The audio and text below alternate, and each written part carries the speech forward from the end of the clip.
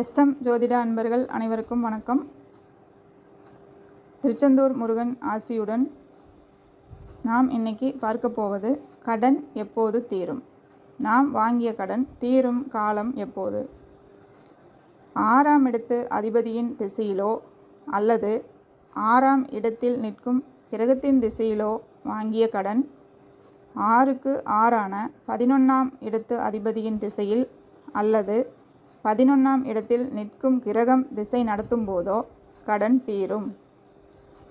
8ஆம் இடத்தின் அதிபதியின் திசையிலோ அல்லது 8ஆம் இடத்தில் நிற்கும் கிரகத்தின் திசையிலோ வாங்கிய கடன் 8க்கு 8ஆன 3ஆம் இடத்தின் அதிபதியின் திசையில் அல்லது 3ஆம் இடத்தில் நிற்கும் கிரகம் திசை நடத்தும் போதோ அந்த கடன் தீர வாய்ப்புண்டு.